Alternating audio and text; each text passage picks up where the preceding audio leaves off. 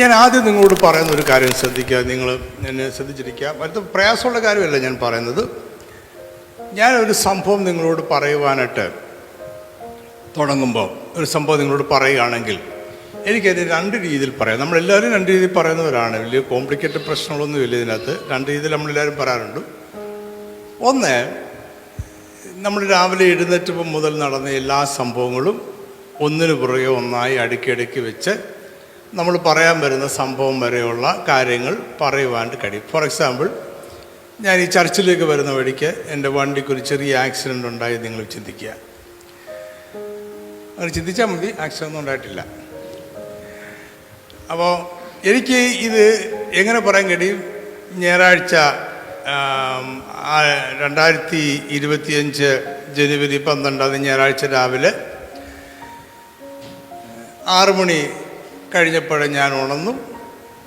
എന്നിട്ട് ഞാൻ ഫ്രഷായി അന്ന് ചർച്ചിൽ പോയിട്ടോടൊപ്പം തിരക്കിലെ കാര്യങ്ങളെല്ലാം തന്നെ ചെയ്യുകയായിരുന്നു. ഇങ്ങനെ പറഞ്ഞ് ഞാൻ ബ്രേക്ക്ഫാസ്റ്റ് കഴിച്ചാലും പറഞ്ഞ്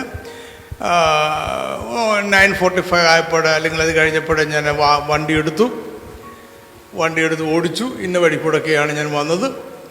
ആ വഴിക്കൂടൊക്കെ ഞാൻ വന്നപ്പോൾ, കാക്കനാട്ട് വന്നപ്പോൾ ഒരു ഓട്ടോറിക്ഷക്കാരൻ കുറുക്കിന് വെച്ചു. അങ്ങനെ ഒരു ആക്സിഡൻറ്റ് സംഭവിച്ചു. ഇങ്ങനെ നമുക്ക് ആ സംഭവം പറയാം.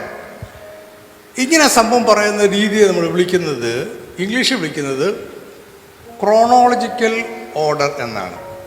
വാക്കിൽ ഇങ്ങനെ ഉണ്ടെന്നേ ഉള്ളൂ, കോംപ്ലിക്കേറ്റഡ് കാര്യങ്ങളൊന്നുമല്ല. ക്രോണോളജിക്കൽ ഓർഡർ, ഓരോ സംഭവം ക്രോണോളജി നമുക്കറിയില്ല, ക്രോണോളജി അറിയാവുന്ന കാര്യമല്ലേ ഉള്ളൂ. ക്രോണോളജിക്കൽ ഓർഡർ അങ്ങനെ ഓരോ സംഭവം അടുക്കിന് വെച്ചിട്ട് പറഞ്ഞു. ഓക്കെ, ഇനി ഈ സംഭവം കഴിഞ്ഞിട്ട് ഞാൻ ചർച്ച് വന്നിട്ടാണ് എനിക്ക് ഈ പ്രസംഗിക്കണം ഡ്യൂട്ടി ഉണ്ടായിരുന്നു. ഇത് ഞാൻ പ്രസംഗിച്ച് കഴിഞ്ഞ് ഇന്ന് വൈകുന്നേരം ഞാൻ വേറെ ആളോട് ഈ സംഭവം വിവരിക്കുകയാണ്. ശ്രദ്ധിക്കണേ, ഇന്ന് വൈകുന്നേരം ഞാൻ വേറെ സംഭവം വിവരിക്കാം. അപ്പോൾ എനിക്ക് വേണമെങ്കിൽ ഞാൻ ആദ്യം പറഞ്ഞ പോലെ തന്നെ തുടക്കം മുതൽ അടുക്കടുക്കിന് പറയാം. എന്നിട്ട് ഇവിടെ കാക്കണപ്പോൾ ആക്സിഡൻ്റ് ഉണ്ടെന്ന് പറയാം. രണ്ടാമത് വേറെ രീതിയിൽ എനിക്ക് പറയാം. ഞായറാഴ്ച ദൈവവചനം ഞാൻ ശുശ്രൂഷിച്ച ദിവസം പോകുന്ന വഴിക്ക് എനിക്കൊരു ആക്സിഡൻറ്റ് സംഭവിച്ചു. തെറ്റൊന്നുമില്ലല്ലോ പറയുന്നതിനകത്ത് അല്ലേ? ഞായറാഴ്ച ഞാൻ സഭയിൽ ദൈവവചനം ശുശ്രൂഷിക്കേണ്ട ദിവസം എനിക്ക് ഒരു ആക്സിഡൻറ്റ് സംഭവിച്ചു. തെറ്റൊന്നുമില്ല ഞാൻ പറഞ്ഞതിനകത്ത്. പക്ഷെ ഞാൻ ഉപയോഗിച്ചത് എന്തല്ല, ക്രോണോളജിക്കൽ ഓർഡർ അല്ല. ഞാൻ ഉപയോഗിച്ചത് ലോജിക്കൽ ഓർഡറാണ്. Logical order, chronological order. ഒരു കാര്യം വിവരിക്കുന്നതിൻ്റെ ഒരു മെത്തേഡ് ക്രോണോളജിക്കൽ ഓർഡർ എന്നുണ്ട്. നമ്മൾ തന്നെ ഈ രണ്ട് മെത്തേഡ് ഉപയോഗിക്കാറുണ്ട്, അല്ലാതെ വലിയ ഫിലോസഫേഴ്സ് ഒന്നും വേണ്ട ഇതിന്. രണ്ടാമത്തെ മെത്തേഡ് ലോജിക്കൽ ഓർഡർ. അപ്പോൾ ഈ ക്രോണോളജിക്കൽ ഓർഡറിൽ നമ്മൾ സംഭവം ജസ്റ്റ് അങ്ങ് വിവരിക്കുന്നതേ ഉള്ളൂ. ഈ ലോജിക്കൽ ഓർഡറിൽ നമ്മൾ സംഭവം വിവരിക്കുന്നത് എന്തിനു വേണ്ടിയാണ് നമ്മളങ്ങനെ വിവരിക്കുന്നത്? നമ്മൾ കൂടുതൽ പ്രാധാന്യം കൊടുക്കാൻ ആഗ്രഹിക്കുന്നത് ചർച്ചിൽ ദൈവവചനം ശുശ്രൂഷിച്ചു എന്ന് പറയാനാണ്. അന്നത്തെ ദിവസമാണ് ഈ ആക്സിഡൻറ്റ് സംഭവിച്ചത് എന്ന് പറയാൻ വേണ്ടിയാണ്. അപ്പം ഞാൻ എന്താണ് നിങ്ങളോട് പറയാൻ ആഗ്രഹിക്കുന്നത്, അത് നിങ്ങൾ മനസ്സിൽ കൊണ്ടുവരുവാനും നിങ്ങളത് ശ്രദ്ധിക്കുവാനും നിങ്ങളത് മനസ്സിലാക്കുവാനും ഞാൻ ആഗ്രഹിക്കുന്ന രൂപത്തിൽ, ഞാൻ ഉദ്ദേശിക്കുന്ന രൂപത്തിൽ അതിന് എഫക്റ്റീവായിട്ട് കമ്മ്യൂണിക്കേറ്റ് ചെയ്യാൻ വേണ്ടിയാണ് നമ്മൾ ലോജിക്കൽ ഓർഡർ ഉപയോഗിക്കുന്നത്.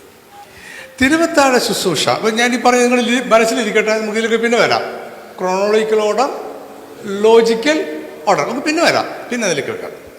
തിരുവത്താഴ ശുശ്രൂഷയെക്കുറിച്ചാണല്ലോ. വേദഭാഗവതായിരുന്നുകൊണ്ട് നിങ്ങൾക്ക് സംശയമൊന്നുമില്ല. തിരുവത്താഴ ശുശ്രൂഷ നമ്മൾ പല വാക്കുകൾ കൊണ്ട് വിളിക്കാറുണ്ട്. കർത്താവിൻ്റെ അത്താഴം എന്ന് വിളിക്കാറുണ്ട്, കർത്താവിൻ്റെ മേശയെന്ന് വിളിക്കാറുണ്ട്. വേദപുസ്തകത്തിൽ, നമ്മളെല്ലാ വേദപുസ്തകത്തിൽ ഈ വാക്കുകൾ ഉപയോഗിക്കുന്നുണ്ട്. കൂട്ടായ്മ എന്ന് വിളിക്കാറുണ്ട്. അതിൽ നിന്നാണ് നമ്മൾ ഹോളി കമ്മ്യൂണിയൻ എന്നൊരു വാക്ക് ഉണ്ടാക്കിയിരിക്കുന്നത്. കൂട്ടായ്മ, കമ്മ്യൂണിയൻ, ഹോളി കമ്മ്യൂണിയൻ എന്ന് വിളിക്കാറുണ്ട്. അതുപോലെ തന്നെ മർക്കോസിൻ്റെ സുവിശേഷത്തിൽ അവരെ പാനപാത്രം എടുത്ത് സ്തോത്രം ചൊല്ലി എന്ന് പറയുന്നിടത്ത് സ്തോത്രം ചൊല്ലി എന്നതിന് ഉപയോഗിച്ചിരിക്കുന്ന ഒരു ഗ്രീക്ക് വാക്കുണ്ട്. അതിൽ നിന്നാണ് യൂക്കരിസ്റ്റോ എന്ന് പറയുന്ന വാക്കുണ്ടായത്. യൂക്കാരിസ്റ്റ് എന്നോട് ഹോളി കമ്മ്യൂണിനെ വിളിക്കുന്നത് അതുകൊണ്ടാണ്. സ്തോത്രം ചൊല്ലി, നന്ദി പറഞ്ഞു, ഏത് വാക്കായാലും തിരുവത്താഴ ശുശ്രൂഷയെക്കുറിച്ചാണ് പറയുന്നത്.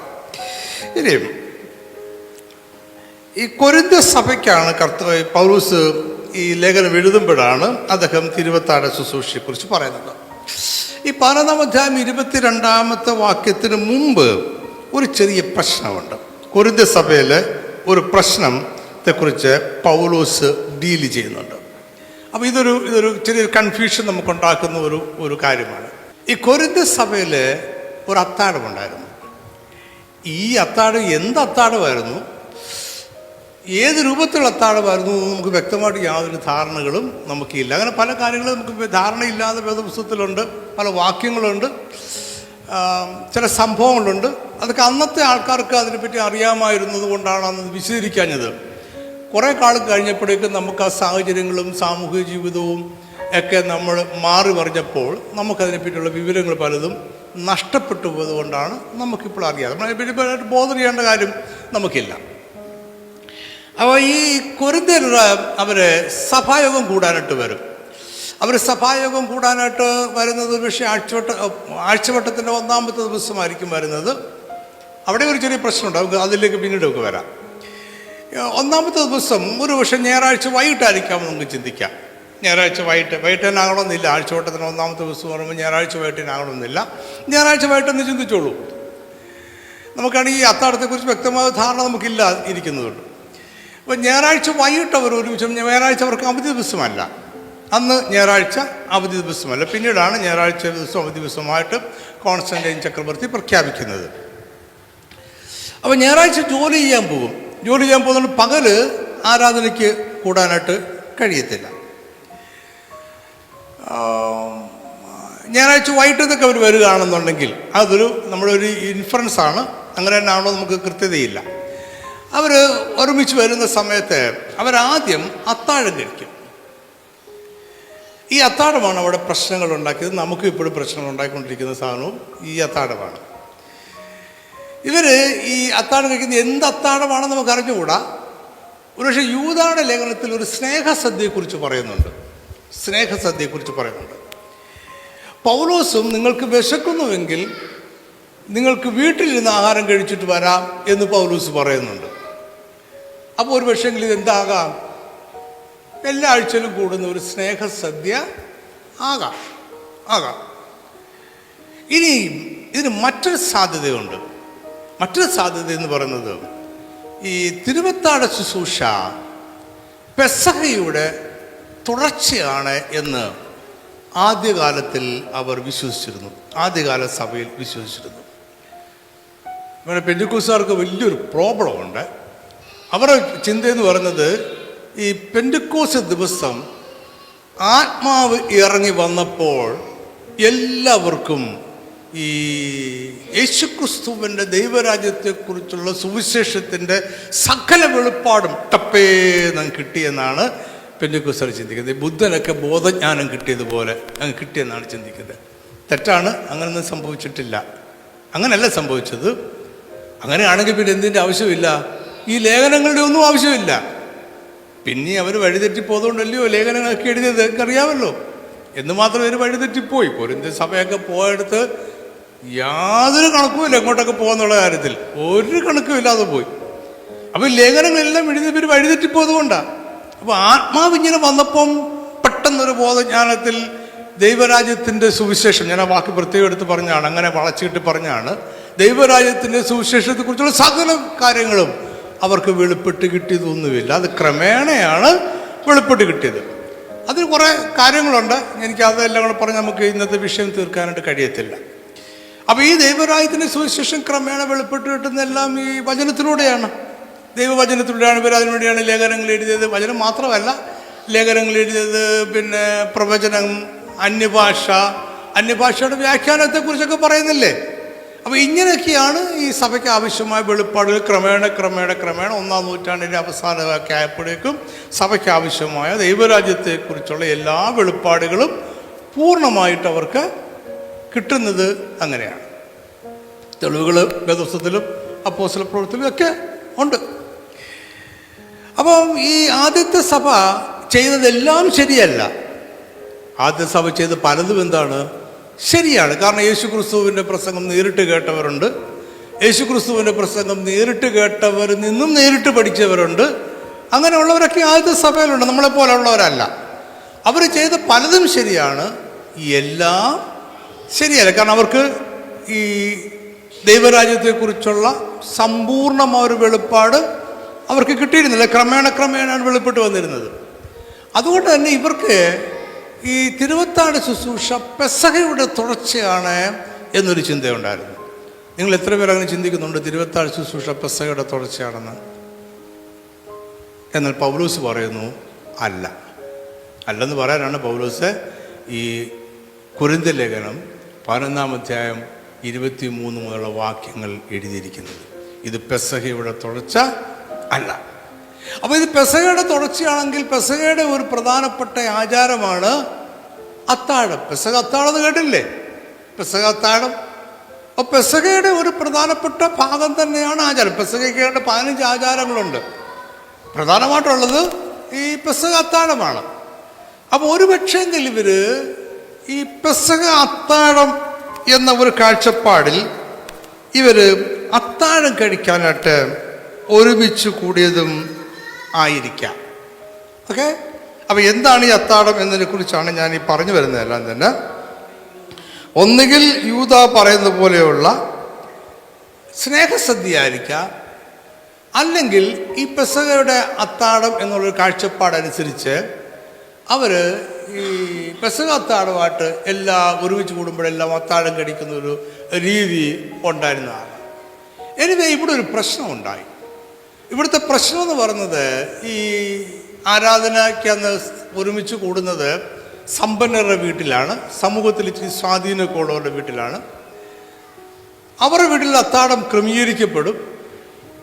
അപ്പം നേരത്തെ ഈ ആരാധനയ്ക്ക് വരുന്ന ആൾക്കാരെല്ലാം ഈ അത്താഴം നേരത്തെ കഴിക്കും. അങ്ങനെയല്ലേ പൗലോസ് പറയുന്നത്. അപ്പോൾ ഇവർ നേരത്തെ വരുന്നവർ നേരത്തെ കഴിക്കും, നേരത്തെ വീഞ്ഞു കുടിക്കും, അവരുടെ പരിപാടിയിരിക്കും.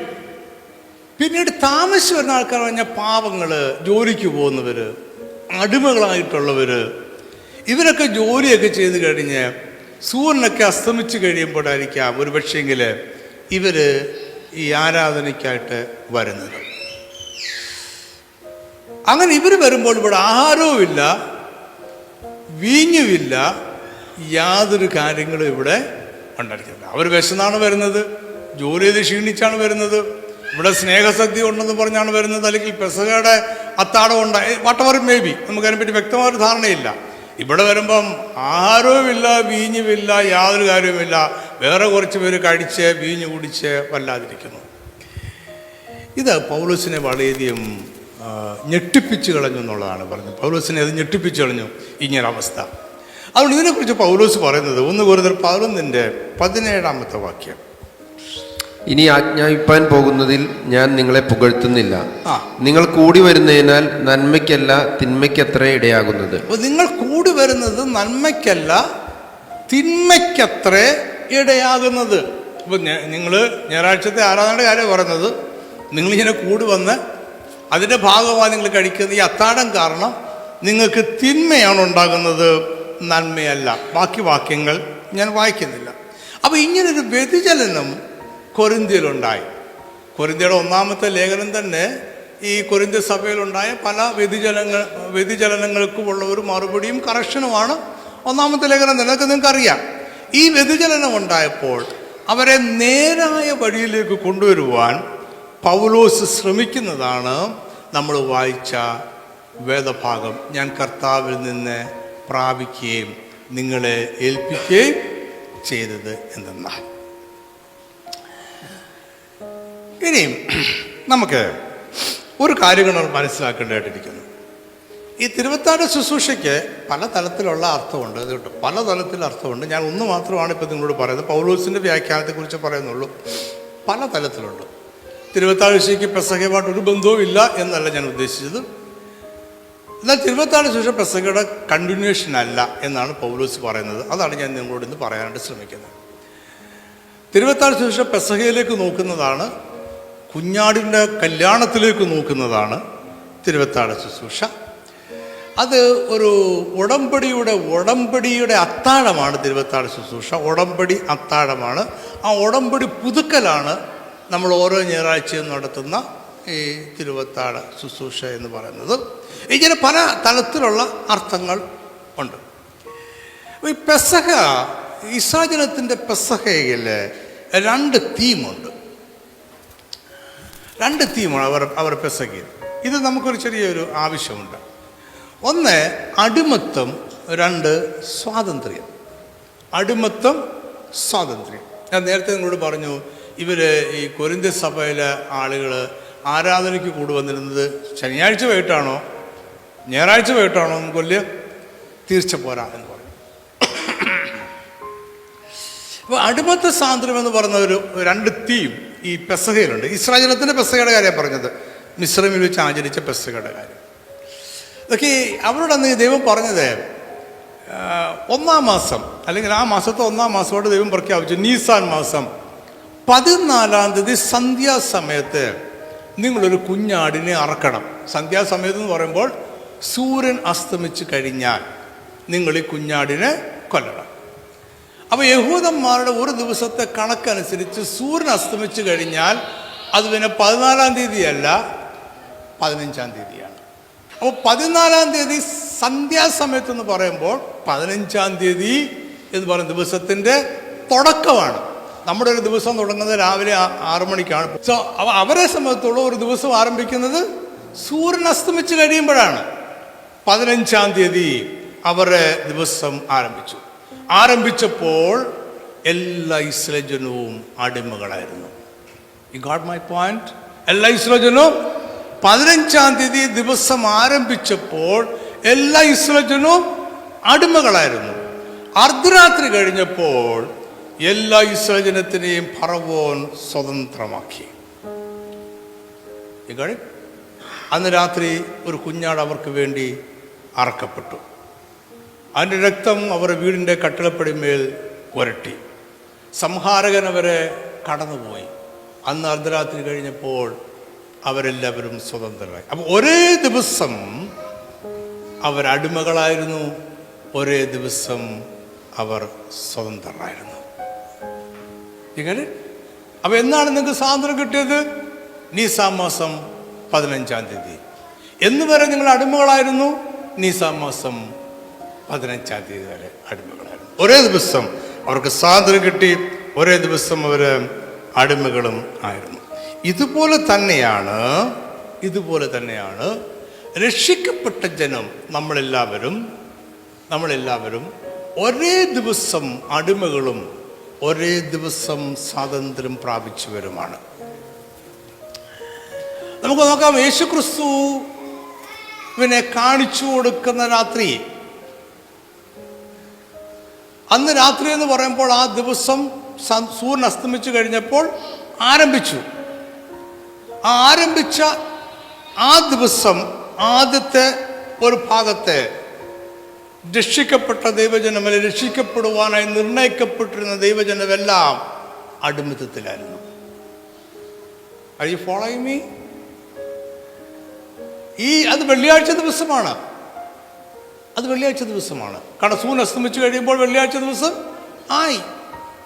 ആ വെള്ളിയാഴ്ച ദിവസം രാവിലെ 9 മണിയായപ്പോൾ യേശുക്രിസ്തു ക്രൂശിക്കപ്പെട്ടു. അവൻ ക്രൂശിക്കപ്പെട്ടപ്പോൾ നമ്മളെല്ലാവരും സ്വതന്ത്രരായി. ഒരേ ദിവസം നമ്മൾ അടിമകളായിരുന്നു, പാപത്തിൻ്റെ അടിമകളായിരുന്നു. ഒരേ ദിവസം നമ്മൾ യേശുക്രിസ്തുവിൻ്റെ മരണത്താൽ സ്വതന്ത്രരായി. You got the point? Okay, ഞാൻ പൊയ്ക്കോട്ടെ. ഞാൻ പെട്ടെന്ന് നിങ്ങൾക്ക് മനസ്സിലാക്കണമെന്ന് വിശ്വസിക്കുന്നു. അപ്പോൾ ഇത് പെസഹയും തിരുവത്താഴ് അല്ലെങ്കിൽ യേശുക്രിസ്തുവിൻ്റെ മരണവും തമ്മിലുള്ള വലിയ ഒരു ബന്ധമാണ്. യേശുക്രിസ്തുവും ശിഷ്യന്മാരുമായി ആചരിച്ച പെസഹ അത് യഹൂദന്മാരുടെ പെസഹയായിരുന്നു എന്ന് വേദപുസ്തകം വളരെ വ്യക്തമായി പറയുന്നുണ്ട്. യേശുക്രിസ്തുവിൻ്റെ ജീവിത കാലഘട്ടത്തിൽ അല്ലെങ്കിൽ പരസ്യ ശുശ്രൂഷ കാലയളവിൽ, ജീവിത കാലഘട്ടത്തിലല്ല, പരസ്യ ശുശ്രൂഷ കാലയളവിൽ അവൻ 3 പെസഹ ആചരിച്ചതായിട്ട് യോഹന്നാൻ രേഖപ്പെടുത്തിയിട്ടുണ്ട്. 4-മതൊരു പെസഹ കൂടി ആചരിച്ചു എന്ന് വേദപണ്ഡിതന്മാർ ചിലരൊക്കെ അഭിപ്രായപ്പെടുന്നുണ്ട്. എന്നാൽ 3 പെസഹയെക്കുറിച്ച് വ്യക്തമായി പറയുന്നുണ്ട്. 4മതൊന്നുകൂടെ ഒരു പക്ഷെങ്കിൽ ഉണ്ടായിരിക്കാം, നമുക്കതിനെ നിഷേധിക്കാനായിട്ട് കഴിയുന്നില്ല. യേശുക്രിസ്തു ആചരിച്ചത് യഹൂദന്മാരുടെ പെസഹ തന്നെയായിരുന്നു. അപ്പോൾ നോക്കണം, ഭൗതിക തലത്തിൽ എന്ത് സംഭവിച്ചു എന്നാണ് സുവിശേഷകർ വിശദീകരിച്ചിട്ടുള്ളത്. എപ്പോഴും നിങ്ങളത് ഓർക്കണം. ഭൗതിക തലത്തിൽ അവർ കാണുകയും കേൾക്കുകയും ചെയ്തത് എന്തെല്ലാമാണ്. ഒരു ചരിത്ര പുസ്തകം പോലെയാണ് സുവിശേഷങ്ങൾ. അവരതാണ് വിശദീകരിച്ചത്. എന്നാൽ പൗലോസ് നമ്മളോട് പറയുന്നത് ഇതല്ല, ഇതിൻ്റെ അപ്പുറത്ത് നടന്ന ചില കാര്യങ്ങളെക്കുറിച്ചാണ്. ഞാനതിനെപ്പറ്റി പിന്നീട് പറയാം. അപ്പോൾ ഈ പെസഹ ആചരിച്ചുകൊണ്ടിരുന്നപ്പോൾ, യഹൂദന്മാരുടെ പെസഹ ആചരിച്ചുകൊണ്ടിരുന്നപ്പോൾ അതിനോട് 15 ചടങ്ങുണ്ടെന്ന് ഞാൻ പറഞ്ഞു. 15 ചടങ്ങുണ്ട്. ഈ ആചരിച്ചുകൊണ്ടിരുന്നതിൻ്റെ ഇടയ്ക്കാണ് ഈ പെസഹയുടെ ഒരു ചടങ്ങായിരിക്കുന്ന അപ്പം വീഞ്ഞും അവൻ എടുത്തിട്ട് അതവൻ്റെ ശരീരമായും രക്തമായിട്ടും അവൻ വ്യാഖ്യാനിച്ചു. അല്ലെങ്കിൽ ഈ പെസഹയുടെ 2 എലിമെൻറ്റ് മാത്രം, ബാക്കിയുള്ളതൊന്നും യേശുക്രിസ്തു എടുത്തില്ല. ഈ 2 എലിമെൻ്റ് എടുത്തിട്ട് അത് അവനിൽ നിവർത്തിച്ചു എന്ന് അവൻ പ്രഖ്യാപിക്കുകയാണ്. ഒന്ന് അവൻ്റെ ശരീരമാണ് അപ്പം, വീഞ്ഞ് അവൻ്റെ രക്തമാണ്. അപ്പോൾ ഇതാണ് നമ്മുടെ ഒരു പശ്ചാത്തലം. ഒരു പൗലോസ് പറയുന്ന ഒരു കാര്യമുണ്ട്. നമ്മൾ പ്രധാനപ്പെട്ട വാക്യത്തിലേക്ക് വരുന്നതിന് മുമ്പായിട്ട് 1 കൊരിന്ത്യർ 15:25, 26. അവണ്ണം തന്നെ അത്താഴം കഴിഞ്ഞ ശേഷം അവൻ പാനപാത്രവും എടുത്തു. ഈ പാനപാത്രം എൻ്റെ രക്തത്തിൽ പുതിയ നിയമമാകുന്നു. ഇത് കുടിക്കുമ്പോഴൊക്കെയും എൻ്റെ ഓർമ്മയ്ക്കായി ചെയ്യുവിൻ എന്ന് പറഞ്ഞു. അങ്ങനെ നിങ്ങൾ ഈ അപ്പം തിന്നുകയും പാനപാത്രം കുടിക്കുകയും ചെയ്യുമ്പോഴൊക്കെയും കർത്താവ് വരുവോളം അവൻ്റെ മരണത്തെ പ്രസ്താവിക്കുന്നു. പൗലോസ് 2 കാര്യങ്ങളാണ് പറഞ്ഞത്. എന്തിനാണ് നിങ്ങൾ ഈ തിരുവത്താഴ ശുശ്രൂഷ എല്ലാ ഞായറാഴ്ചയും ഇങ്ങനെ നടത്തുന്നത്? ഒന്ന്, അവൻ്റെ ഓർമ്മയ്ക്കായി ഇത് ചെയ്യണം. ഓർമ്മയ്ക്കായി എന്ന് പറയുമ്പോൾ അവൻ്റെ മരണത്തെ പ്രസ്താവിക്കുന്നു. അവൻ്റെ മരണത്തിൻ്റെ ഓർമ്മയ്ക്ക്, നമ്മൾ ഇതിലേക്ക് വീണ്ടും വരുന്നുണ്ട്. ഓർമ്മയ്ക്കായി എന്ന് പറയുമ്പോൾ അവൻ്റെ മരണത്തിൻ്റെ ഓർമ്മയ്ക്കായി ഇത് ചെയ്യണം. 2, കർത്താവ് വരുവോളും ഇത് ചെയ്യണം. അപ്പോൾ നിങ്ങളിത് ശ്രദ്ധിച്ച് 2 കാര്യങ്ങളുണ്ട്. ഒന്ന്, സംഭവിച്ചു കഴിഞ്ഞ ഒരു കാര്യമുണ്ട്. ഒന്ന്, ഇനി സംഭവിക്കാനിരിക്കുന്ന ഒരു കാര്യമുണ്ട്. ഒന്ന്, കർത്താവ് നമുക്ക് വേണ്ടി മരിച്ചു എന്നതിനെ നമ്മൾ ഓർക്കുന്നു. 2, അവൻ വീണ്ടും വരും എന്നുള്ളതിനെ ഓർക്കുന്നു. അപ്പോൾ ഇതൊക്കെ ഞാൻ പശ്ചാത്തലമായിട്ട് നിങ്ങളോട് പറഞ്ഞാൽ, ഇനി പൗലോസ് പറഞ്ഞ നമ്മൾ തുടക്കത്തിലെ വായിച്ച വേദഭാഗത്തിലേക്ക് വരാം. 1 കൊരിന്ത്യർ 15:23 മുതൽ 26 വരെയുള്ള വേദഭാഗം. 23 വായിച്ചാട്ടെ. ഞാൻ കർത്താവിൽ നിന്ന് പ്രാപിക്കുകയും നിങ്ങൾക്ക് ഏൽപ്പിക്കുകയും ചെയ്തത് എന്തെന്നാൽ. ഓക്കെ, ഇനി നിങ്ങൾ ശ്രദ്ധിക്കണേ. ഞാൻ കർത്താവിൽ നിന്ന് പ്രാപിക്കുകയും, അതാണ് 1 പൗലോസ് പറയുന്ന കാര്യം. അപ്പോൾ നമ്മുടെ പശ്ചാത്തലമൊക്കെ നിങ്ങൾക്ക് മനസ്സിലായല്ലോ. കൊരിന്ത്യ സഭയിൽ അവരുടെ അത്താഴത്തിൻ്റെ കാര്യങ്ങളെല്ലാം നിങ്ങൾക്ക് മനസ്സിലായി. എന്നിട്ട് പൗലോസ് പറയണേ, ഞാൻ കർത്താവിൽ നിന്ന് പ്രാപിക്കുകയും എന്ന് പറഞ്ഞാൽ, ഞാൻ തിരുവത്താഴ ശുശ്രൂഷ നടക്കുന്ന സമയത്ത് യേശുവിനോടൊപ്പം ഉണ്ടായിരുന്നില്ല. നിങ്ങൾ ഓർക്കണം, യേശുക്രിസ്തു ശുശ്രൂഷ കാലയളവിൽ അവൻ പ്രസംഗിച്ച ഒരു സ്ഥലത്ത് പോലും പൗലോസ് ഉണ്ടായിരുന്നതായിട്ട് നമുക്ക് രേഖയില്ല. ഒരു പക്ഷേങ്കിൽ എവിടെയെങ്കിലും നിന്നൊക്കെ കേട്ടിട്ടുണ്ടായിരിക്കാം, പക്ഷെ നമുക്കതിനെപ്പറ്റി രേഖയില്ല. അപ്പോൾ പൗലോസ് യേശുവിനെ അനുഗമിച്ച ഒരാളല്ല, യേശുവിൻ്റെ പ്രസംഗം കേട്ടിട്ടുള്ള ഒരു ആളെ അല്ല. അതാ ഞാൻ പറയും, ശിഷ്യന്മാരെല്ലാം സുവിശേഷം പറയുന്നത് അവർ കണ്ട് കേട്ട കാര്യങ്ങൾ പറയുമ്പോൾ, പൗലോസ് സുവിശേഷം പറയുന്നത് അവൻ കർത്താവിൽ നിന്ന് പ്രാപിച്ചതാണ് അവൻ പറയുന്നത്. നമുക്കൊരു വേദഭാഗം ഒന്ന് വായിക്കാം. അപ്പോൾ നിങ്ങൾക്കത് കുറച്ചുകൂടെ വ്യക്തമായിട്ട് മനസ്സിലാകും, അല്ലെങ്കിൽ ഞാൻ പറയുന്നതിൻ്റെ അത് കാര്യമുണ്ടെന്ന് മനസ്സിലാവും. ഗലാത്യർക്ക് എഴുതിയ 1 അധ്യായം 11-12 വാക്യങ്ങൾ. ഗലാത്യർ 1:11-12 വാക്യങ്ങൾ. സഹോദരന്മാരെ, ഞാൻ അറിയിച്ച സുവിശേഷം ശ്രദ്ധയോടെ കേൾക്കണേ. പൗലോസ് പറയാണ്, ഞാൻ നിങ്ങളോട് പറഞ്ഞ സുവിശേഷം മാനുഷമല്ല എന്ന് നിങ്ങളെ ഓർപ്പിക്കുന്നു. മാനുഷമല്ല എന്ന് ഞാൻ നിങ്ങളെ ഓർപ്പിക്കുന്നു. അപ്പോൾ നമ്മൾ ചിന്തിക്കുന്നത് എന്താണ്? സുവിശേഷം മാനുഷമല്ല, ആത്മീയമാണ്. അത് പൗലോസ് പറഞ്ഞാണെന്ന്. പൗലോസ് അതല്ല ഉദ്ദേശിച്ചത്. പൗലോസ് അതല്ല ഉദ്ദേശിച്ചത്. അടുത്തോടെ വാക്യം. അത് ഞാൻ മനുഷ്യരോട് പ്രാപിച്ചിട്ടില്ല. അത് ഞാൻ മനുഷ്യരോട് പ്രാപിച്ചിട്ടില്ല. പൗലോസ് ഒന്നാമത്തെ കൊരിന്ത്യ ലേഖനം എഴുതുന്ന സമയത്ത് സുവിശേഷ ഗ്രന്ഥങ്ങളിൽ എഴുതപ്പെട്ടിരുന്നില്ല.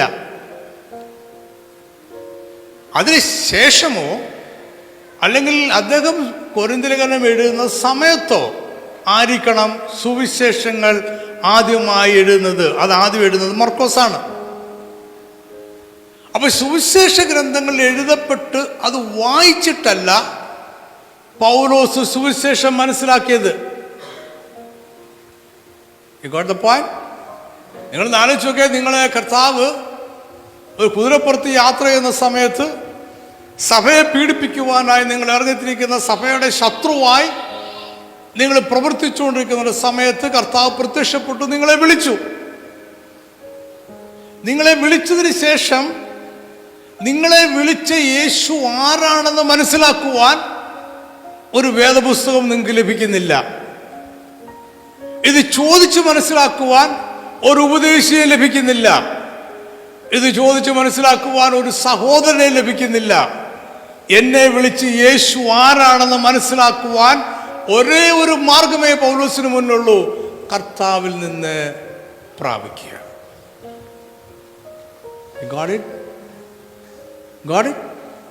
സംശയം ഉണ്ടായിരിക്കാം. ഒന്നുകൂടെ വായിക്കാം നമുക്ക്. ഗലാത്യ ലേഖനം 1:15 മുതൽ 24 വരെ. എങ്കിലും എൻ്റെ ജനനം മുതൽ എന്നെ വേർതിരിച്ച് തൻ്റെ കൃപയാൽ വിളിച്ചിരിക്കുന്ന ദൈവം തൻ്റെ പുത്രനെ കുറിച്ചുള്ള സുവിശേഷം ഞാൻ ജാതികളുടെ ഇടയിൽ അറിയിക്കേണ്ടതിന് അവനെ എന്നിൽ വെളിപ്പെടുത്തുവാൻ പ്രസാദിച്ചപ്പോൾ ഞാൻ മാംസരക്തങ്ങളോട് ആലോചിക്കുകയോ എന്ന് പറഞ്ഞാൽ എൻ്റെ വീട്ടുകാരോട് ആലോചിച്ചില്ല എന്നല്ല. സാധാരണ പെന്തിക്കോസ്ത് സഭകളിലൊക്കെ അതെങ്കിൽ സ്നാനപ്പെടാന്നേരം അവരോട് പറയും, മാംസരക്തം കൊണ്ട് ആലോചിക്കാതെ പൗലോസ് പറഞ്ഞ കേട്ടോണ്ട് വീട്ടുകാരോടൊന്നും ചോദിക്കേണ്ട, രഹസ്യമായിട്ട് വന്ന് മുങ്ങാന്ന് പറയും. അതല്ല പൗലോസ് ഉദ്ദേശിക്കുന്നത്. ഞാൻ ശിഷ്യന്മാരുടെ ആരെയും കണ്ടിട്ട് എനിക്ക് പ്രത്യക്ഷനായ യേശു ആരാണ്, അവന്റെ പഠിപ്പിക്കൽ എന്താണ്, ഉപദേശം എന്താണെന്ന് ഞാൻ ചോദിച്ചില്ല. Hello, it's not like that. അങ്ങനെ കണ്ടേ എഴുതിയിരിക്കുന്നത്. ഒരു സംശയമുള്ളത് പോലെ അല്ലേ. തുടർന്ന് വായിക്കാം നമുക്ക്. എനിക്ക് മുമ്പേ അപ്പസ്തോലന്മാരായവരുടെ അടുക്കൽ യെരൂശലേമിലേക്ക് പോകുകയോ ചെയ്തില്ല. പിന്നെ ഇവിടെ പഠിക്കുന്നത് എന്നിട്ട് എന്ത് ചെയ്തു? പൗലോസ് പറയാണ്, ഞാൻ എന്ത് ചെയ്തു? ചെയ്യാതെ നേരെ അറബിലേക്ക് പോവുകയും. നമുക്ക് വീണ്ടും വായിക്കാം. ഗലാത്യർ 1:11-12 വാക്യത്തിലെ 12ാമത്തെ വാക്യം. അത് ഞാൻ മനുഷ്യരോട് പ്രാപിച്ചിട്ടില്ല. സുവിശേഷം മൊത്തം ഞാൻ പഠിച്ചത് മനുഷ്യരിൽ നിന്നല്ല. ഞാൻ പിന്നെ എവിടെ നിന്നാണ് പഠിച്ചത്? യേശുക്രിസ്തുവിന്റെ വെളിപാടിനാൽ അത്രേ ഞാൻ പ്രാപിച്ചത്. അപ്പൊ ഞാൻ നിങ്ങളോട് പറയുന്നത് സുവിശേഷം മുഴുവൻ ഞാൻ അപ്പോസ്തലന്മാരിൽ നിന്ന് പഠിച്ചതല്ല, വേദപുസ്തകം വായിച്ച് പഠിച്ചതല്ല, സുവിശേഷം വായിച്ച് പഠിച്ചതല്ല, മർക്കോസിന്റെ സുവിശേഷം, മത്തായിയുടെ സുവിശേഷം വായിച്ച് പഠിച്ചതല്ല, ഏതെങ്കിലും ഉപദേശിയുടെ പ്രസംഗം കേട്ട് പഠിച്ചതല്ല. മുഴുവൻ ഞാൻ എന്ത് ചെയ്തതാണ്? വെളിപ്പാടിനാൽ ഞാൻ പ്രാപിച്ചതാണ്. എന്നിട്ട് ആ പൗലോസ് പറയാണ്, തിരുവത്താഴ ശുശ്രൂഷയെ കുറിച്ച് പറയാൻ തുടങ്ങും. പൗലോസ് പറയുന്നു, ഞാൻ കർത്താവിൽ നിന്ന് പ്രാപിച്ചത്, ഞാൻ ദിക്സാക്ഷി അല്ല. അവിടെ യേശു എന്ത് ചെയ്തു, ശിഷ്യന്മാർ എന്ത് ചെയ്തു എന്ന് എനിക്കറിഞ്ഞുകൂടാ. അവിടുത്തെ പ്രവൃത്തി അറിഞ്ഞുകൂടാ, എങ്ങനെ ഇരുന്നു എന്നെനിക്ക് അറിഞ്ഞുകൂടാ, എങ്ങനെ നിന്നു എന്നെനിക്ക് അറിഞ്ഞുകൂടാ, അതൊന്നും എനിക്കറിഞ്ഞുകൂടാ. എവിടെ ഇരുന്നു എന്നെനിക്ക് അറിഞ്ഞുകൂടാ. ഞാൻ കർത്താവിൽ നിന്ന് പ്രാപിച്ചത് ആത്മീയമായ മർമ്മമാണ്. ആത്മീയമായ മർമ്മമാണ് ഞാൻ നിങ്ങളോട് പറയുന്നത്, ഭൗതികമായ ക്രമീകരണം അല്ല. ഇത് എങ്ങനെ ക്രമീകരിക്കണം എന്നുള്ള ഭൗതിക ക്രമീകരണമല്ല ഞാൻ നിങ്ങളോട് പറയുന്നത്. കാരണം ഞാനിത് കണ്ടില്ല. ഞാൻ പറയുന്നത് തിരുവത്താഴ ശുശ്രൂഷയെക്കുറിച്ചുള്ള ആത്മീയമായ മർമ്മം മാത്രമാണ്. അടുത്ത വാക്യം വായിക്കാം നമുക്ക്. യഹൂദമതത്തിലെ എൻ്റെ മുമ്പത്തെ ഞാൻ ഒന്ന് വരുന്നത് ഞാൻ കർത്താവിന് പ്രാപിക്കുകയും 11:23 ഞാൻ കർത്താവിന് പ്രാപിക്കുകയും നിങ്ങൾക്ക് ഏൽപ്പിക്കുകയും ചെയ്തത് എന്തെന്നാൽ ആ വാക്യം ശ്രദ്ധിക്കണം. നിങ്ങൾക്ക് ഏൽപ്പിക്കുകയും ചെയ്തത് എന്താണെന്ന് പറയുമ്പോൾ ഞാൻ നിങ്ങളെ നേരത്തെ ഏൽപ്പിച്ചത്. ഇതാദ്യമായിട്ടല്ല പൗലോസ് ഇത് കൊരിന്ത് സഭയോട് പറയുന്നത്. ഇപ്പൊ കൊരിന്ത് സഭയോട് സുവിശേഷം പറഞ്ഞപ്പോഴേ പൗലോസ് പറഞ്ഞു തിരുവത്താഴ ശുശ്രൂഷയുടെ ആത്മീയ മർമ്മം ഇതൊക്കെയാണ്. പക്ഷേ കൊരിന്ത് സഭ അത് സ്വീകരിക്കാൻ തയ്യാറായില്ല. അവർ സ്നേഹസദ്യയൊക്കെ ക്രമീകരിച്ച് സദ്യ കഴിച്ച് ഒരു പെസഹ അത്താഴത്തിൻ്റെ തുടർച്ചയായി അവർ തിരുവത്താഴത്തെ കൊണ്ടുപോയി. പൗലോസ് പറഞ്ഞു, അല്ല, ഇത് പെസഹ അത്താഴത്തിൻ്റെ തുടർച്ച അല്ല.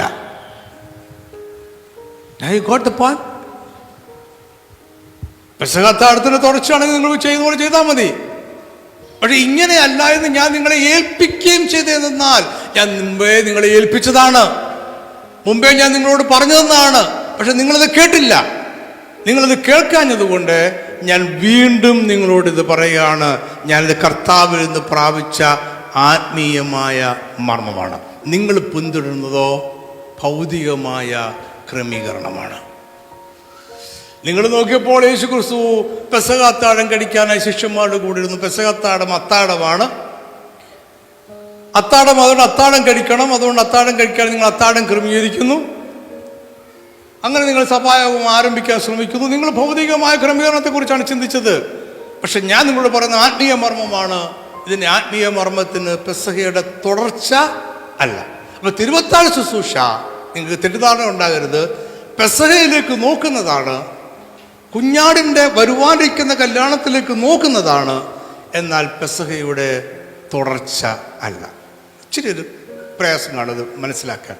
ഇത് പെസഹയിലേക്ക് നോക്കുന്നതാണ്, കുഞ്ഞാടിൻ്റെ വരുവാനിരിക്കുന്ന കുഞ്ഞാടിൻ്റെ കല്യാണത്തിലേക്ക് നോക്കുന്നതാണ്. എന്നാൽ ഇതെന്തല്ല, പെസഹയുടെ തുടർച്ച അല്ല. നമ്മളതിൻ്റെ ആചാരങ്ങളൊന്നും അനുഷ്ഠിക്കേണ്ടതായിട്ട് ഇല്ല. ഒരു ആചാരവും നമ്മൾ അനുഷ്ഠിക്കേണ്ടതായിട്ടില്ല. അപ്പോൾ ഞാൻ കർത്താവിൽ നിന്ന് പ്രാപിക്കുകയും ഞാൻ നേരത്തെ നിങ്ങളെ ഏൽപ്പിക്കുകയും ചെയ്തത് ഇപ്പോൾ ഞാൻ നിങ്ങളോട് പറയുകയാണ്. അടുത്ത വാക്യം വായിക്കാം. കർത്താവായ യേശുവിനെ കാണിച്ചു കൊടുത്ത രാത്രിയിൽ ഇവിടെയാണ് ഞാൻ ആദ്യം നിങ്ങളോട് പറഞ്ഞ രണ്ട് വാക്ക് ഓർമ്മയുണ്ടോ? രണ്ട് വാക്ക്: ക്രോണോളജിക്കൽ ഓർഡർ, ലോജിക്കൽ ഓർഡർ. എന്താ ക്രോണോളജിക്കൽ ഓർഡർ? നിങ്ങൾ മത്തായി സുവിശേഷം വായിച്ചു നോക്കിയ, മർക്കോസ് വായിക്കുക, ലൂക്കോസ് വായിക്കുക, യോഹന്നാൻ വായിക്കുക. അവിടെയൊക്കെ പറയുന്നതുകൊണ്ട് യേശു ക്രിസ്തു യെരുശലേമിലേക്ക് പെസഹ ആചരിക്കുവാനായിട്ട് പോയി. അവരവിടെ ചെന്നപ്പോൾ ശിഷ്യന്മാർ യേശുവിൻ്റെ അടുക്കൽ വന്നിട്ട് പറഞ്ഞു, ഗുരു, നമുക്ക് പെസഹ ആചരിക്കണ്ടേ? അതായത് മുമ്പും ശിഷ്യന്മാരുടെ കൂടി പെസഹ ആചരിച്ചിട്ടുണ്ട്. അപ്പോൾ യേശു പറഞ്ഞു, നിങ്ങൾ നേരെ നടന്ന് പട്ടണത്തിലേക്ക് ചെല്ലണം, അവിടെ നിങ്ങൾ ഒരാളിനെ കാണും. അങ്ങനെ ആ വീട്ടിൽ ചെന്നിട്ട് നിങ്ങൾ പെസഹ ഒരുക്കാനായിട്ട് പറഞ്ഞു. അദ്ദേഹം ഒരുക്കിയിട്ടിരിക്കുന്ന ഒരു മാളിക കാണിച്ചരും, അവിടെ എനിക്ക് വേണ്ടി നിങ്ങൾ പെസഹ ഒരുക്കണം. കുറേ കാര്യങ്ങളുണ്ട് പെസഹ ഒരുക്കുക എന്ന് പറയുന്നത്. 15 ആചാരങ്ങളുണ്ട്, അതെല്ലാം ക്രമീകരിക്കണം. അങ്ങനെ അന്ന് രാത്രി ശിഷ്യന്മാരുമായിട്ട് യേശു പെസഹ ആചരിക്കുവാനായിട്ട് ഇരുന്നു. പെസഹയുടെ ഓരോ ആചാരങ്ങളനുസരിച്ച് ആ പെസഹ ആചരിച്ചുകൊണ്ടേയിരുന്നു. ഏറ്റവും അവസാനം വന്നപ്പോൾ അവൻ അപ്പമെടുത്തു നുറുക്കി ശിഷ്യന്മാർ കൊടുത്തിട്ട് പറഞ്ഞത് എൻ്റെ ശരീരമാണ്. അവൻ പാനപാത്രം എടുത്ത് വാഴ്ത്തി ശിഷ്യന്മാർ കൊടുത്തിട്ട് പറഞ്ഞു, ഇത് എൻ്റെ രക്തമാണ്. അതിനുശേഷം അവർ സ്തോത്രം പാടിയിട്ട് ഒലിവ് മലയ്ക്ക് പോയി. ഇതാണ് ക്രോണോളജിക്കൽ ഓർഡർ. എന്നാൽ പൗലോസ് പറയാണ്, നമ്മുടെ കർത്താവായ യേശു ക്രിസ്തുവിനെ കാണിച്ചു കൊടുത്ത രാത്രിയിൽ ആദ്യം നടന്ന കാര്യങ്ങളൊന്നും പൗലോസ് പറയുന്നില്ല. ഈ പെസഹ നടക്കുന്നത് വരെയുള്ള കമ്പങ്ങളൊന്നും പറയാതെ പെസഹ കഴിഞ്ഞ് യേശുക്രിസ്തു ശിഷ്യന്മാർ ഒലിവുമലയ്ക്ക് പോയി. അവിടെ ചെന്ന് യേശുക്രിസ്തു കുറേ നേരം പ്രാർത്ഥിച്ചുകൊണ്ടിരുന്നു, പിതാവായ ദൈവത്തോട് പ്രാർത്ഥിച്ചുകൊണ്ടിരുന്നു. ദൂതന്മാർ വന്നവനെ ആശ്വസിപ്പിച്ചു. അതിനൊക്കെ ശേഷമാണ് റോമിലെ യഹൂദന്മാരുടെ മഹാപുരോഹിതന്മാരും ജനത്തിൻ്റെ മൂപ്പന്മാരും റോമൻ പടയാളികളും വടിയും വാളും കുന്തവും പന്തവും ഒക്കെ വന്ന് അവനെ പിടിക്കുന്നത്. പെസഹ ആചരിച്ചതിന് ശേഷം എത്രയോ മണിക്കൂർ കഴിഞ്ഞിട്ടുള്ള സംഭവമാണ് യേശുവിനെ പിടിച്ചു എന്ന് പറയുന്നത്. എന്നാൽ പൗലോസ് ആ സംഭവം നടന്ന രാത്രിയിൽ അന്നാണ് അവൻ അപ്പം എടുത്ത് നുറുക്കിയത്. എന്തിനാണ് പൗലോസ് അങ്ങനെ പറയുന്നത്? പെസഹ യേശു ക്രിസ്തുവിനെ കാണിച്ചു കൊടുത്ത രാത്രിയോടാണ് ഒരു ബന്ധമുള്ളത്. യേശു ക്രിസ്തുവിനെ കാണിച്ചു കൊടുത്തു എന്ന സംഭവത്തോടാണ് തിരുവത്താഴ ശുശ്രൂഷയ്ക്ക് ബന്ധമുള്ളത്. കർത്താവിൻ്റെ മേശയ്ക്ക് ബന്ധമുള്ളത് പെസഹയോടല്ല, പിന്നെയോ യേശുവിനെ കാണിച്ചു കൊടുത്തു എന്ന് പറയുന്ന സംഭവത്തോടെ, അവൻ്റെ ക്രൂശീകരണത്തോടെ, അവൻ്റെ ക്രൂശുമരണത്തോടാണ് ഈ തിരുവത്താഴ ശുശ്രൂഷയ്ക്ക് ബന്ധമുള്ളത്. എത്ര പേർക്ക് മനസ്സിലാവുന്നുണ്ട്? So this is the logical order, not chronological order, but the logical order. എന്താണ് ലോജിക്കൽ ഓർഡർ ഉപയോഗിക്കുന്നത്? ഞാൻ നേരത്തെ നിങ്ങളോട് പറഞ്ഞു. പൗലോസ് പറയാൻ ആഗ്രഹിക്കുന്നത് തിരുവത്താഴ ശുശ്രൂഷയ്ക്ക് യേശുക്രിസ്തുവിൻ്റെ മരണവുമായി മാത്രമേ ബന്ധമുള്ളൂ. അത് പറയാനാണ് അവനെ ആഗ്രഹിക്കുന്നത്. അതുകൊണ്ടാണ് അവൻ ആ വാക്കെടുത്തത്. നമ്മുടെ കർത്താവായ യേശുക്രിസ്തുവിനെ കാണിച്ചു കൊടുത്ത രാത്രിയിൽ നമുക്കതിനെക്കുറിച്ചൊന്ന് സംഭവിക്കാം. എന്താണ് അവനെ കാണിച്ചു കൊടുത്ത രാത്രിയിൽ സംഭവിച്ചത്? എന്താണ് യേശുവിന് കാണിച്ചു കൊടുത്ത രാത്രിയിൽ സംഭവിച്ചത്? ഈ കാണിച്ചു കൊടുത്ത എന്ന് പറയുന്ന വാക്ക്, അതിന് ഒരു ഗ്രീക്ക് പദമുണ്ട്. അത് പാരാഡിഡോമി എന്ന് പറയുന്നതാണ് ഗ്രീക്ക് പദം. പാരാഡിഡോമി എന്ന് പറയുന്ന വാക്ക് ഗ്രീക്കാണ്. ആ വാക്കാണ് കാണിച്ചു കൊടുത്ത എന്ന് പറയുന്നിടത്ത് ഉപയോഗിച്ചിട്ടുള്ളത്. ഈ പാരാഡിഡോമി എന്ന് പറയുന്ന വാക്കിന് രണ്ടർത്ഥമുണ്ട്. ഒന്ന്, ഒറ്റ കൊടുക്കുക. രണ്ട്, ഏൽപ്പിച്ചു കൊടുക്കുക. സ്വയം ഏൽപ്പിച്ച് കൊടുക്കുക.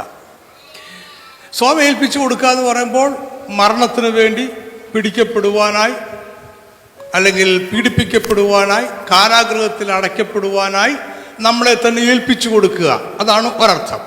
ഒരർത്ഥം ഒറ്റ കൊടുക്കുക എന്നുള്ളതാണ്. നിങ്ങളെ ഭൗതിക തലവും എൻ്റെ ആത്മീയ മർമ്മവും നിങ്ങൾക്കിവിടെ രണ്ടും രണ്ടായിട്ട് നിങ്ങൾക്ക് മനസ്സിലാക്കുവാനായിട്ട് കഴിയും. മത്തായി എഴുതിയ സുവിശേഷം 11-ാം അധ്യായം 27-ാമത്തെ വാക്യത്തിൽ ഒറ്റ കൊടുക്കുക എന്നുള്ളത് നിങ്ങൾക്ക് അറിയാം. യൂദാ യേശുവിനെ ഏറ്റുകൊടുത്തു എന്നൊക്കെയുള്ള വാക്കുകൾ അറിയാം. ഇവിടെ എല്ലാം ഉപയോഗിച്ചിട്ടുള്ളത് പാരാഡിഡോമി എന്ന് പറയുന്ന വാക്കാണ്. മത്തായി 11:27 എൻ്റെ പിതാവ് സകലവും എൻ്റെ കയ്യിൽ ഫലമേൽപ്പിച്ചിരിക്കുന്നു. ആ ഫലമേൽപ്പിച്ചിരിക്കുന്നു എന്ന് പറഞ്ഞിടത്ത് ഉപയോഗിച്ചിട്ടുള്ളത് ഈ പാരാഡിഡോമി എന്ന് പറയുന്ന വാക്കാണ്. ഏൽപ്പിച്ചു കൊടുക്കുക എന്ന അർത്ഥത്തിലാണ് ഇവിടെ ഉപയോഗിച്ചിട്ടുള്ളത്. ഇനി റോമർ 4:24 നമ്മുടെ അതിക്രമങ്ങൾ നിമിത്തം മരണത്തിന് ഏൽപ്പിച്ചും, നമ്മുടെ അതിക്രമ നിമിത്തം മരണത്തിന് ഏൽപ്പിച്ചും, അവിടെയും ഏൽപ്പിച്ചു എന്ന് പറയാൻ ഉപയോഗിച്ചിരിക്കുന്ന വാക്ക് ഈ പാരാഡിഡോമി എന്ന് പറയുന്ന വാക്കാണ്. യേശു ക്രിസ്തു പീലാത്തോസിൻ്റെ മുന്നിൽ നിൽക്കുമ്പോൾ അവൻ പീലാത്തോസിനോട് പറഞ്ഞ ഒരു വാചകമുണ്ട്. നമുക്കത് വായിച്ചാലോ? യോഹന്നാൻ 19:10-11 വാക്യങ്ങൾ. യേശു ഉത്തരം പറഞ്ഞില്ല. പീലാത്തോസ് അവനോട്, നീ എന്നോട് സംസാരിക്കുന്നില്ലയോ? എനിക്ക് നിന്നെ ക്രൂശിപ്പാൻ അധികാരമുണ്ടെന്നും നിന്നെ വിട്ടയപ്പാൻ അധികാരമുണ്ടെന്നും നീ അറിയുന്നില്ലയോ എന്ന് ചോദിച്ചതിന് യേശു അവനോട്, മേലിൽ നിന്ന് നിനക്ക് കിട്ടിയിട്ടില്ല എങ്കിൽ എൻ്റെ മേൽ നിനക്ക് ഒരധികാരവും ഉണ്ടാകില്ലായിരുന്നു. മേലിൽ നിന്ന് നിനക്ക് കിട്ടിയിട്ടില്ല എന്നുണ്ടെങ്കിൽ എൻ്റെ മേൽ നിനക്ക് യാതൊരു അധികാരവും ഉണ്ടായിരുന്നില്ല എന്ന് പറഞ്ഞാൽ, എൻ്റെ പിതാവായ ദൈവം നിന്റെ കയ്യിൽ എന്നെ ഏൽപ്പിച്ചു തരുവാൻ തീരുമാനിച്ചില്ലായിരുന്നു എന്നുണ്ടെങ്കിൽ നിനക്ക് എൻ്റെ മേൽ ഒരു അധികാരവും ഉണ്ടാകുമായിരുന്നില്ല. യേശുക്രിസ്തുവിൻ്റെ ശുശ്രൂഷാ വേളയിൽ പലപ്പോഴും യഹൂദന്മാർ യേശുവിനെ കൊല്ലുവാൻ ശ്രമിച്ചിട്ടുണ്ട്. നമുക്കറിയാം, വേദഭാഗങ്ങളൊക്കെ നമുക്ക് അറിയാം, ആ സംഭവങ്ങളൊക്കെ നമുക്കറിയാം. ഞാൻ ഒരു വേദഭാഗം നിങ്ങളെ വായിക്കാം. യോഹന്നാൻ 8:59. യേശുവിന് പല വേദഭാഗമുണ്ട്. യേശുവിനെ കൊല്ലുവാൻ അവർ ശ്രമിച്ചു. കൊല്ലുവാൻ ശ്രമിച്ചപ്പോൾ വായിച്ചേ 10:39. യോഹന്നാൻ 10:39. അവർ അവനെ പിന്നെയും പിടിപ്പാൻ നോക്കി. അവനോ അവരുടെ കയ്യിൽ നിന്ന് ഒഴിഞ്ഞുപോയി. യേശുക്രിസ്തുവിനെ കൊല്ലുവാനായി യഹൂദന്മാർ പല പ്രാവശ്യം ശ്രമിച്ചപ്പോൾ അവിടെ എല്ലാം യേശു വളരെ വിദഗ്ധമായിട്ട് ഒഴിഞ്ഞുപോയി. എന്ന് പറഞ്ഞാൽ യേശുക്രിസ്തുവിന് തന്നെ പിടിക്കാൻ വരുന്നവരുടെ കയ്യിൽ നിന്നും പിടിക്കാതെ ഒഴിഞ്ഞു പോകുവാൻ കഴിയുമായിരുന്നു. അവൻ എപ്പോഴെല്ലാമാണ് ഒഴിഞ്ഞു പോയത്? അവൻ്റെ സമയമായില്ല. അവൻ ഏൽപ്പിച്ചു കൊടുക്കുവാനുള്ള സമയം ആയില്ല. ക്രൂശിക്കപ്പെടുവാനായി ഏൽപ്പിച്ചു കൊടുക്കാനുള്ള സമയം ആയില്ല എന്നതിനാൽ അപ്പോൾ അവനെ കൊല്ലുവാൻ ശ്രമിച്ചവരുടെ കയ്യിൽ നിന്നും അവന് ഒഴിഞ്ഞുപോയി.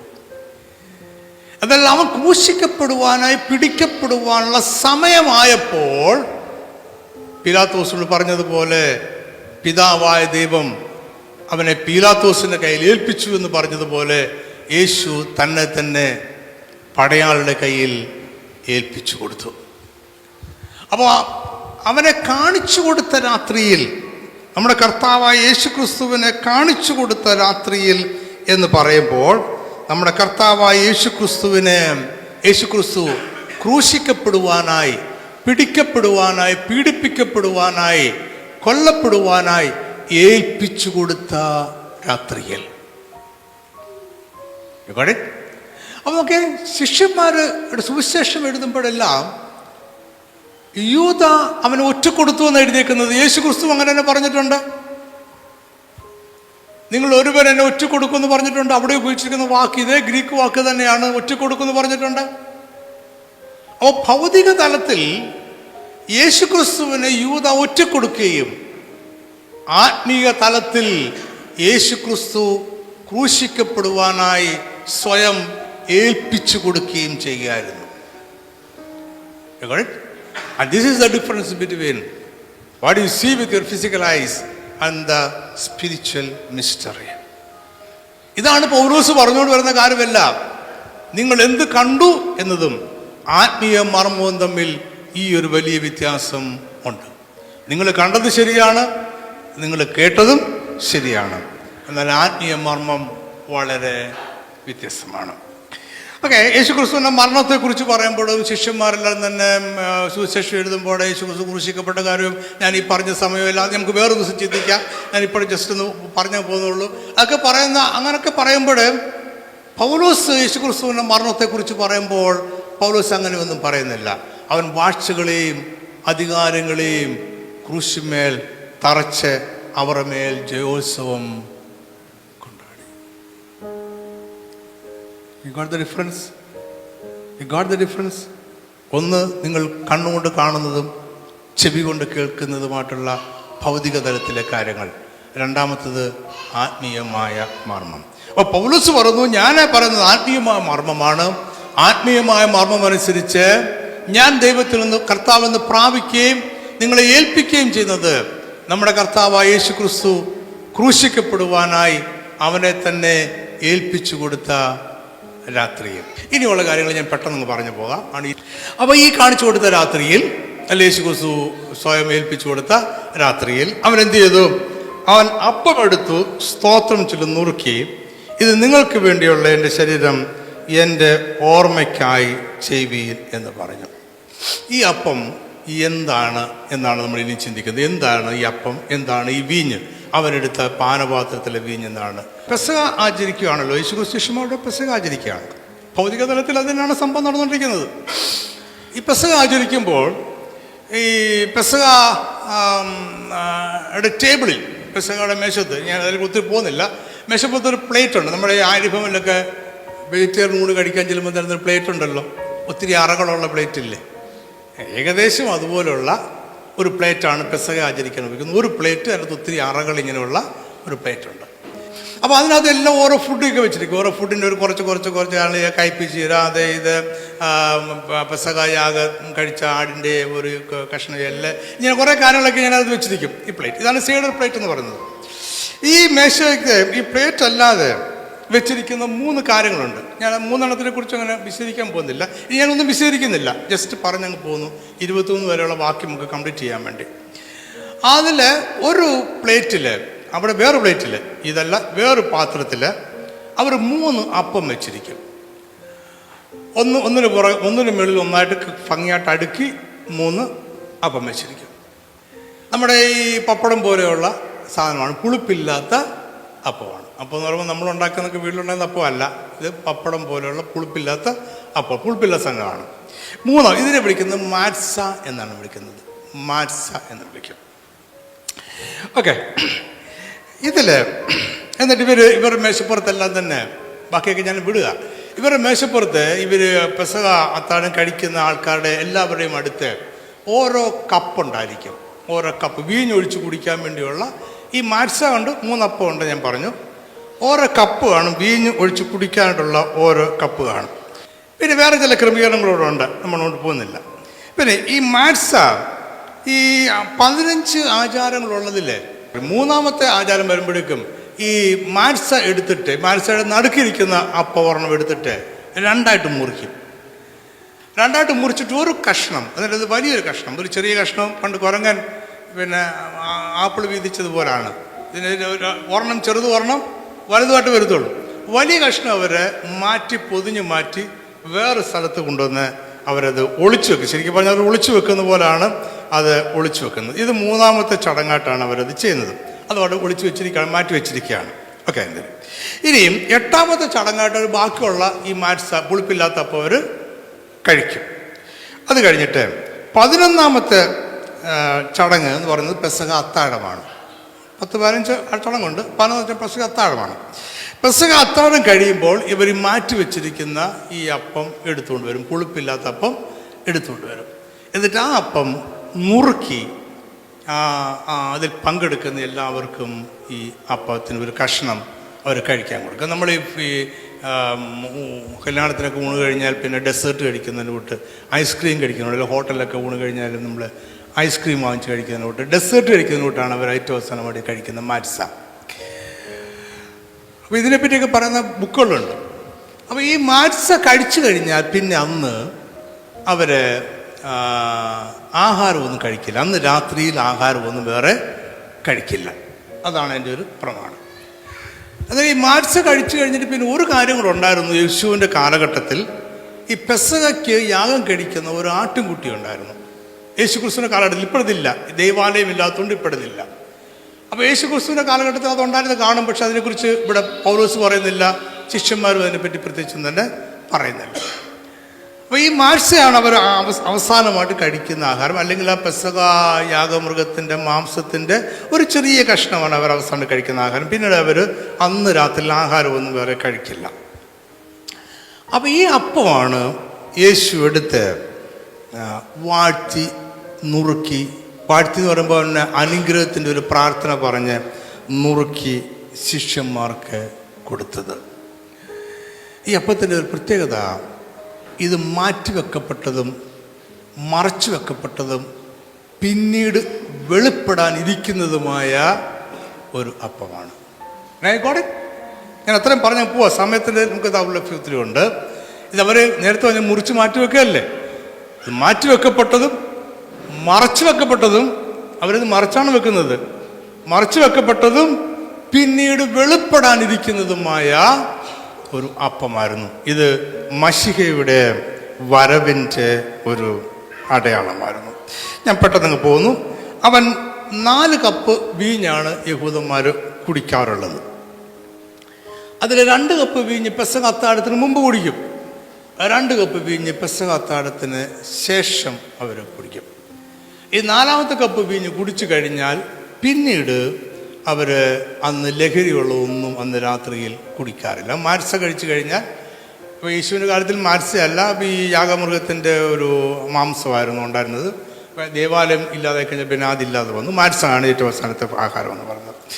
ഈ 4ാമത്തെ കപ്പ് വീഞ്ഞ് കുടിച്ചു കഴിഞ്ഞാൽ പിന്നെ ഒരു ലഹരിയുള്ള വീഞ്ഞൊന്നും കുടിക്കാറില്ല. ഇനി യേശു ക്രിസ്തു എടുത്തത് വായിക്കാം നമുക്ക്. 1 കൊരിന്ത്യർ 11:23. ഞാൻ കർത്താവിൽ നിന്ന് പ്രാപിക്കുകയും നിങ്ങൾക്ക് ഏൽപ്പിക്കുകയും ചെയ്തത് എന്തെന്നാൽ, അവൻ അപ്പം എടുത്ത് സ്തോത്രം ചൊല്ലി നുറുക്കി, അവൻ അപ്പം എടുത്ത് സ്തോത്രം ചൊല്ലി നുറുക്കി, ഇത് നിങ്ങൾക്ക് വേണ്ടിയുള്ള എൻ്റെ ശരീരം, എൻ്റെ ഓർമ്മയ്ക്കായി ഇത് ചെയ്യുവീൻ എന്ന് പറഞ്ഞു. അപ്പോൾ നോക്കി, അതിൻ്റെ മർമ്മം കൂടെ പറഞ്ഞിട്ട് ഞാൻ പെട്ടെന്ന് തീർക്കാം നമുക്ക് എന്നിട്ട് ഈ വീഞ്ഞിൻ്റെ കാര്യവും പറയാം. ഓക്കെ. യേശുക്രിസ്തു പറഞ്ഞത്, ഇത് അവൻ അപ്പം എടുത്ത് സ്തോത്രം ചൊല്ലി നുറുക്കി, ഇത് നിങ്ങൾക്ക് വേണ്ടിയുള്ള എൻ്റെ ശരീരം.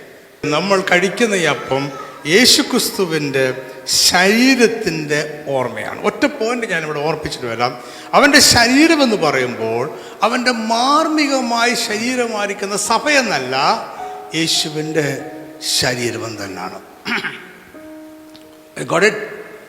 എൻ്റെ ശരീരമാണ്, എൻ്റെ ശരീരത്തിൻ്റെ ഓർമ്മയ്ക്കാണെന്ന് പറയുമ്പോൾ അവൻ്റെ മാർമികമായിരിക്കുന്ന ശരീരം നമ്മുടെ സഭയെന്നല്ല അവൻ ഉദ്ദേശിക്കുന്നത്. എന്താണ്? അവൻ്റെ ശരീരമെന്നാണ്.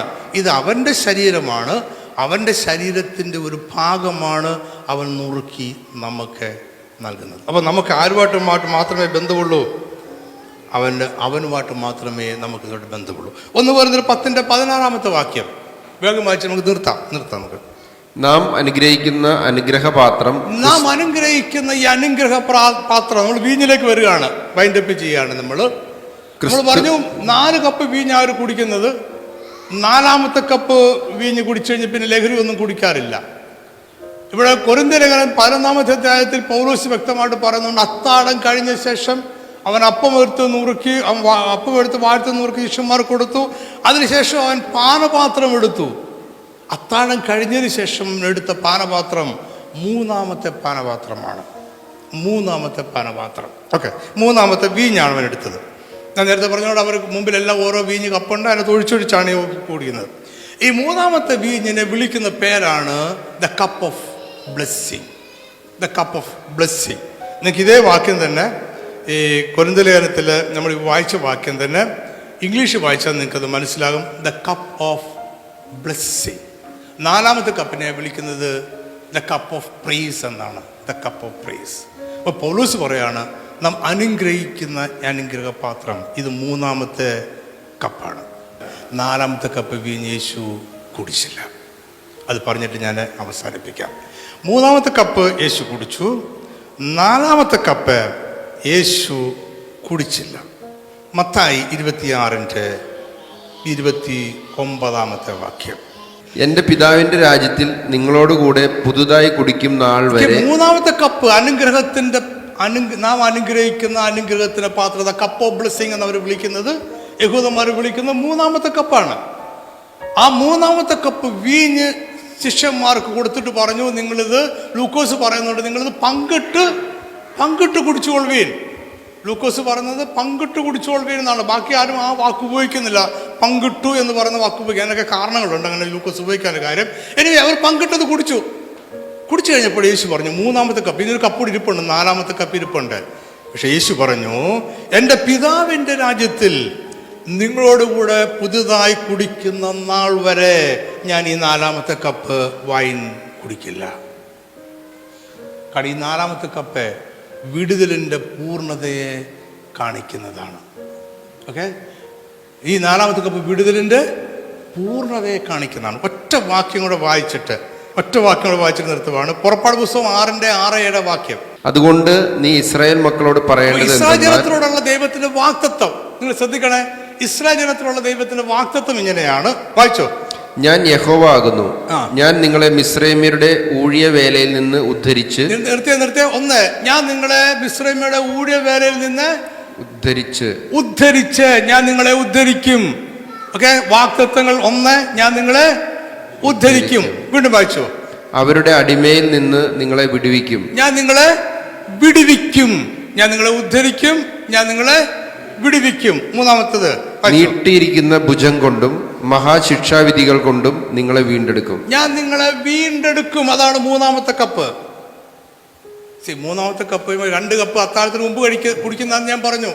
3ാമത്തെ കപ്പ് പറയുന്നത്, ഞാൻ നിങ്ങളെ, I will redeem you, and that is what Christ has done on the cross. നമ്മളെ അവൻ എന്ത് ചെയ്തു? റെഡീം ചെയ്തു. റെഡീം ചെയ്ത് കഴിഞ്ഞിട്ട് 4ാമത്തെ ഒരു കപ്പ് അവശേഷിക്കുന്നുണ്ട്. അതെന്ന് മാത്രമേ ഉള്ളൂ?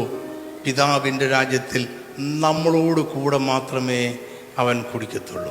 4ാമത്തെ കപ്പിന്റെ പ്രത്യേകത വായിച്ചോ, തുറന്ന് വായിച്ചോ. ഞാൻ നിങ്ങളെ എനിക്ക് ജനമാക്കിക്കൊള്ളുകയും. അവൻ നമ്മളെ അവൻ്റെ ജനമാക്കി മാറ്റുന്ന വീണ്ടെടുപ്പിൻ്റെ പൂർണ്ണത ഉണ്ടാകുന്ന ഒരു ദിവസമുണ്ട്. അന്ന് മാത്രമേ യേശു 4ാമത്തെ കപ്പ്. ഞാൻ പറഞ്ഞത് ഇത്രയും കാര്യമാണ്. തിരുവത്താഴ ശുശ്രൂഷയ്ക്ക്, കർത്താവിൻ്റെ മേശയ്ക്ക് ഒരേ ഒരു ബന്ധമേ ഉള്ളൂ, യേശു ക്രിസ്തുവിൻ്റെ ക്രൂശുമരണമായിട്ട്. അതുമായിട്ട് മാത്രമേ ബന്ധമുള്ളൂ. ഇത് പെസഹയുടെ തുടർച്ചയല്ല, ഇത് പെസഹയിലേക്ക് നോക്കുന്നതാണ്, വരുവാനിരിക്കുന്ന കുഞ്ഞാടിൻ്റെ കല്യാണത്തിലേക്ക് നോക്കുന്നതാണ്. ഇതിനാകെ ബന്ധമുള്ളത് അവനെ കാണിച്ചു കൊടുത്ത രാത്രിയിൽ എന്ത് സംഭവിച്ചു, അതിനോട് മാത്രമേ ബന്ധമുള്ളൂ.